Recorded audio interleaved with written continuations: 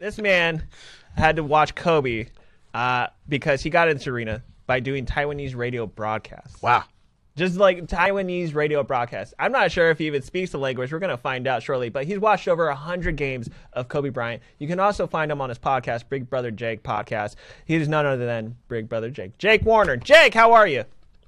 What's good, y'all? Zach, Mark, I'm on the Fear LA podcast, man. Life can't get any better than this. Oh, heck yeah. So, first question. Do you speak Taiwanese? Hell no, I don't speak Taiwanese, bro. That was just luck, man. Like, I had no idea that was about to happen, but because I was an engineer for hire, the NBA actually called me and asked if I could do it for them. I'd have done the damn thing for free, but I was like, hell yeah, I'll do it. So I was able to get in the building, and we set up a broadcast area where the LA Kings usually do their broadcast. And I got to watch Kobe go off for 60, man. It was a beautiful thing. Wow. So you were there for his last game? Absolutely. Oh, as I was. I was too. How insane was that night?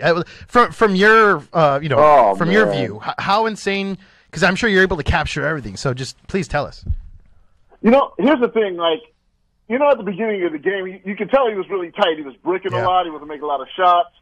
All his shots were like hitting the front of the rim, and I'm like, man, Kobe's gonna go out and score like 12 points. But hey, it's all right, man. But to be in that arena as he started heating up, man, and it felt like a playoff atmosphere, like an NBA Finals game. And I've covered Finals games in 2009, and it was crazier than that because the whole crowd was like, "Don't pass the ball! Don't pass the ball!" I was in awe. I've done this like 20 years, right?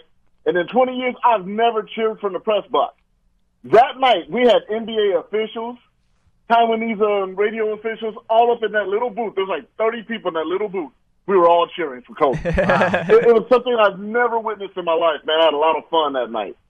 Yeah, that was one thing because I was working from an affiliate standpoint in the radio broadcast, and I was just remember seeing Jack Nicholson exploding. I remember seeing Snoop Dogg just be like, seeing everything from like the person watching it from the television standpoint. I was like, I wish I was there. It felt like a total movie. I mean, is that the same feeling? It was a party, man. Like everybody that Kanye was there. Everybody was there, and just like.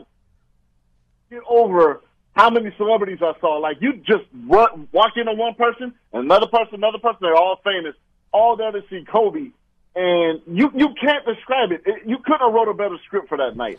I just couldn't get over how crazy it was in the arena that night, man. And the one thing that I will remember from a television standpoint, again, is the fact that on ESPN, you had them airing Kobe's last game.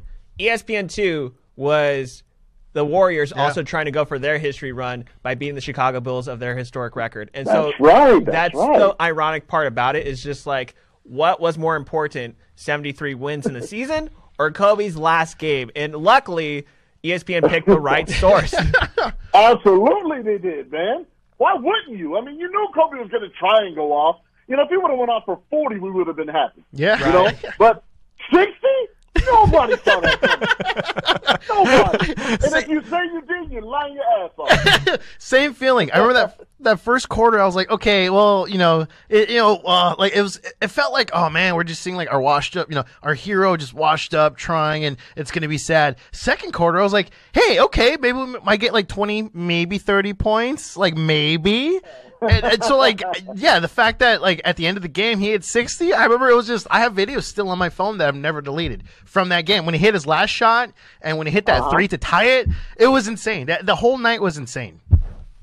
I remember the loudest I cheered in that booth that night was when he hit that corner, top of the key bucket for his 58th point. That's the only time I pulled out my phone to record anything that night because I was busy. But I said, man, I don't care if I get in trouble. I don't care if they don't pay me. I'm gonna record him hitting the bucket. So luckily, I got points 57 and 58 off that shot. And I'm so glad I was there that night.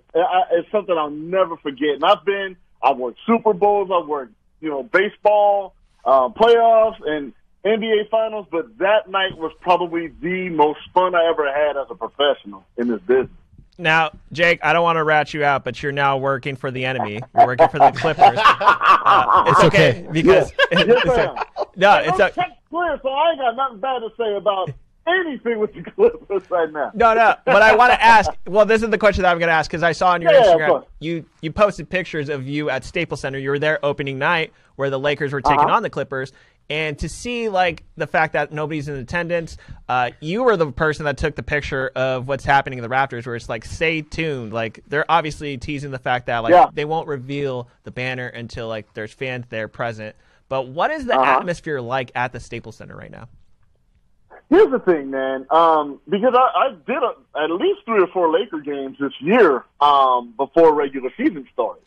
And then, of course, opening night. It's a lot different, man, because with who I work with, Noah Eagle, Clippers play-by-play radio, we feed off those fans, man. We have a lot of fun. You see the season ticket holders, walking up and down the stairs. And then when you walk into – that's one of the things you get excited about, like it's going to be a packed house. But now you walk in and you see plexiglass where it's not normally plexiglass. You can't go down to the court like I used to do work. It's not somber, but it's different. Would you say really eerie? hard to explain. Yes, that's a very good word to put. Eerie would be it because you're so used to seeing it packed.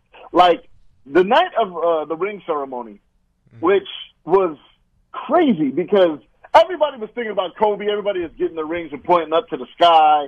And that night was like, damn, the fans really got gypped for that one, You got to do the ceremony because, you have to. But each and every person in that building, I was one of like 1,000 people, so I was blessed to be there. I'm not going to lie.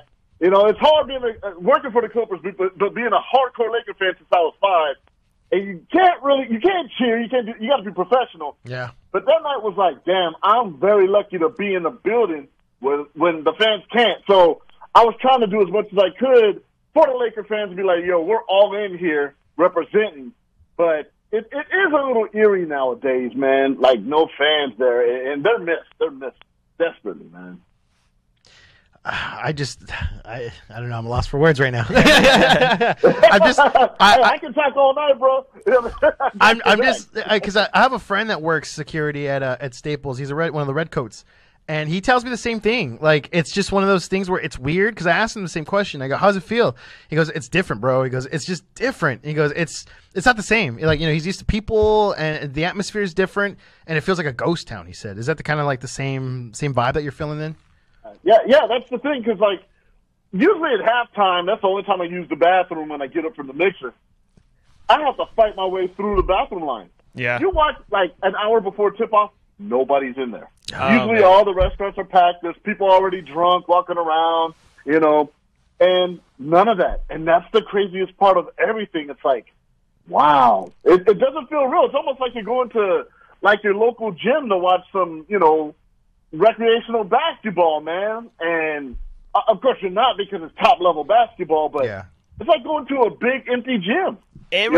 But you laying that down I never thought of the bathrooms, but you laying that down gave me the picture of The Shining, where it's just like it feels as if the ghost of everyone's soul is there, but not really. And you're just there by yourself, like peeing, and you're thinking someone's like coming up and nobody's there. Nobody's really there, Like everywhere you go, and it's like, man, there's some places I can go now that I haven't been able to, But it's really eerie, man. Like to see Staples Center, where you got like 20,000 almost every night packed, for Lakers and the Clippers, and it's like, damn, nobody's here.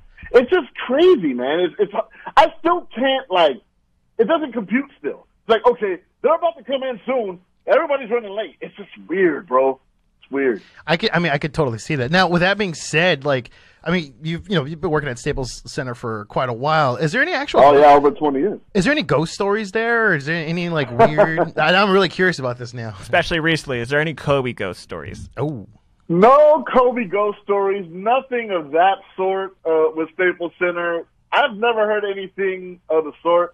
The only thing I could tell you, I know it's kind of off topic, but I did work for the LA Dodgers. At the same capacity, I traveled with the team, and everybody's told this story. In Milwaukee, I think it's called the Pfister Hotel, something like that. Mm-hmm. Mad ghost stories about that place. so much so that players will pay out of their own pockets and not stay there. because it's creepy, man. It's a creepy hotel.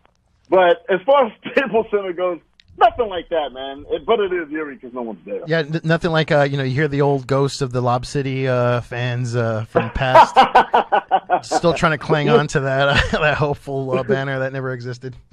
Oh man, I'm not saying nothing. I know. I'm sorry, I brought that up. I don't want to get you in trouble. Those checks clear, brother. Those checks clear. But I'm a Lakers fan. Yes, they know that too. There you go. Well, they know that too. I don't want to make. No, you're not. It's okay. No, I don't want to make you feel alone. I do technically work for the Clippers as well, so it's just like, yes, sir. Yeah. So at the same time, but they know what's up. They know what's up. Noah Eagle was giving me a hard time because I went to Orlando this summer, and I had all my championship gear. And Noah hits me up. He's like, "Bro, really? You gonna be supporting that Lakers stuff like that?" I'm like, "Bro, I don't know when they're gonna win this. I'm gonna take advantage." I would be the same way. Like I can't picture myself.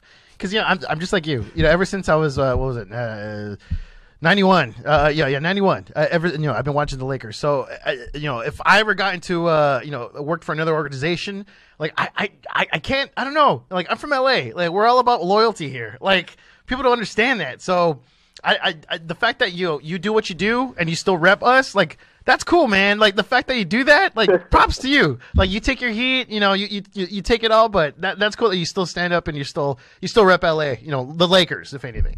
I'm always going to do that no matter who I work for, and I made that clear to everybody there. Not like a braggadocio way, because they could take this away from me and I'll be crying like a little baby. But I love my job and I love working for the Clipper organization, a great, classy organization.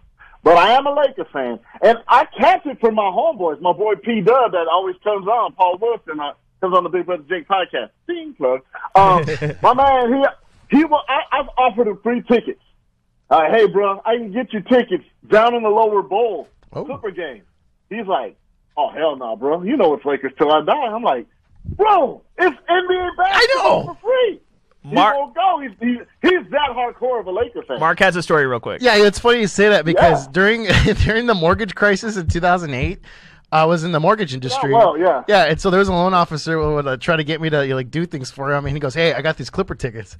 I was like, "NBA basketball?" Like that's the first thing I would say. I go, "Yeah, give them to me. I want to watch basketball because I love basketball." So even though I was a hardcore Laker fan, I'm not gonna say no to free NBA tickets. So that loyalty kind of bends a little bit. You know what I mean? Of course it does. Hey, look, I'll go to any sporting event that's free, man. I don't give a damn. When I lived in, I was in the Navy. I was stationed in Seattle for a few months. The Sonics were giving out free tickets, and I think I went to like a Sonics Mets game where both teams were like in last place, and I was all up in that arena, Key Arena, watching free basketball. And I get on my boy all the time, and there's other Laker fans that I'm friends with, and they be like, "Oh man, I can't believe you work for the Clippers. Yo, 4th row seats, dog. You want? Hell yeah!"